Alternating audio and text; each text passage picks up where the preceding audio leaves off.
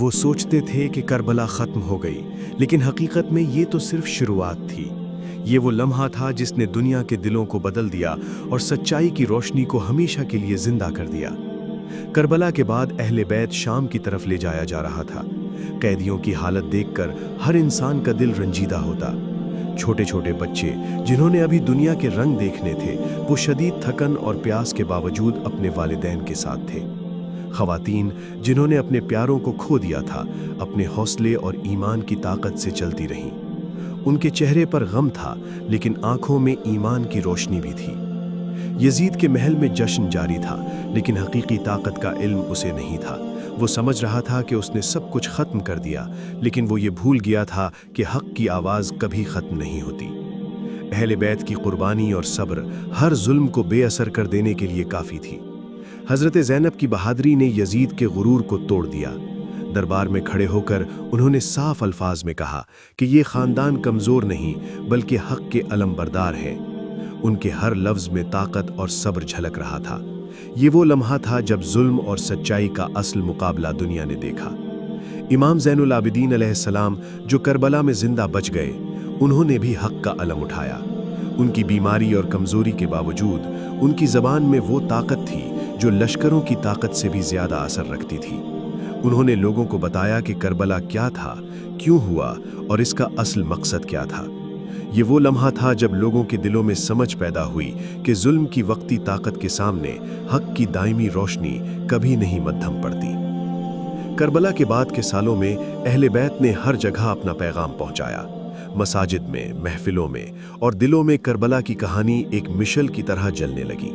لوگ سمجھنے لگے کہ یہ صرف ایک خاندان کی قربانی نہیں تھی، بلکہ پورے انسانیت کے لیے ایک سبق تھی۔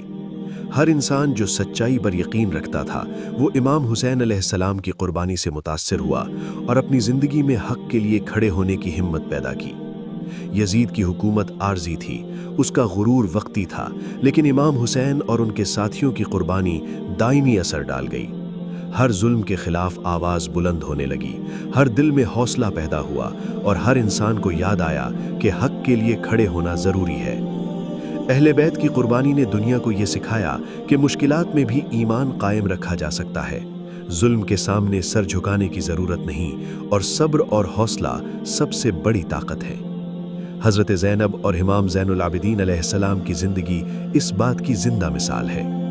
کربلا کی قربانی نے یہ بھی ثابت کیا کہ حق کی فتح صرف لشکروں کی طاقت سے نہیں، بلکہ ایمان، قربانی اور صبر سے ہوتی ہے۔ یہ واقعہ ہر دور کے لیے سبق ہے۔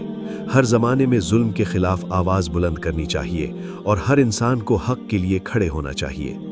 آج بھی جب ظلم ہوتا ہے، لوگ امام حسین علیہ السلام کو یاد کرتے ہیں۔ یہ یاد دہانی ہے کہ حق پر ہمیشہ کھڑے رہنا چاہیے، ظلم کے سامنے کبھی نہ جھکنا چاہیے اور قربانی کبھی ضائع نہیں جاتی۔ کربلا کی کہانی ہر دل میں امید پیدا کرتی ہے اور لوگوں کو یہ سکھاتی ہے کہ ہم کس طرف کھڑے ہیں، حق کے ساتھ یا باطل کے ساتھ۔ کربلا کے واقعے نے انسانی دلوں پر یہ اثر چھوڑا کہ خوف نہیں بلکہ حوصلہ پیدا ہوتا ہے، کمزوری نہیں بلکہ طاقت پیدا ہوتی ہے، اور سچ بولنے کی ہمت پیدا ہوتی ہے۔ یہ وہ لمحہ تھا جب دنیا نے دیکھا کہ ایک چھوٹے سے قافلے نے پورے ظلم کے خلاف کھڑے ہو کر ایک عظیم سبق دے دیا۔ امام حسین علیہ السلام کی قربانی نے دنیا کو یہ سکھایا کہ طاقت ہمیشہ ظلم میں نہیں بلکہ سچائی میں ہوتی ہے۔ یہ سبق ہر دور کے لیے زندہ ہے اور ہمیشہ زندہ رہے گا۔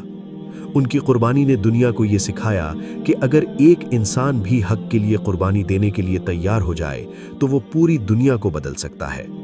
کربلا صرف ایک واقعہ نہیں بلکہ ایک پیغام، ایک روشنی اور ایک سبق ہے جو ہر زمانے میں زندہ رہتا ہے۔ یہ ہمیں بتاتا ہے کہ سچ کے لیے کھڑے ہونے والے کبھی ختم نہیں ہوتے، اور جو لوگ حق کے لیے قربان ہو جاتے ہیں ان کی کہانی ہمیشہ زندہ رہتی ہے۔ ہر دور میں ہر انسان کو یہ سبق یاد رہنا چاہیے کہ ظلم کے خلاف کھڑے ہونا، حق کی حمایت کرنا اور صبر کرنا سب سے بڑی طاقت ہے۔ یہی وہ پیغام ہے جو امام حسین اور اہل بیت نے ہمیں دیا، اور یہ پیغام آج بھی زندہ ہے اور ہمیشہ زندہ رہے گا۔ کربلا کی کہانی ہمیں صرف رونا نہیں سکھاتی بلکہ ہمیں جگاتی ہے، ہمیں یہ یاد دلاتی ہے کہ حق کے لیے کھڑے ہونا ہر انسان کی ذمہ داری ہے، اور یہی وہ سبق ہے جو ہر دل میں بسنا چاہیے، ہر دل کو حرکت دینا چاہیے اور ہر انسان کو سچ کے لیے قربانی دینے کی ہمت دینا چاہیے۔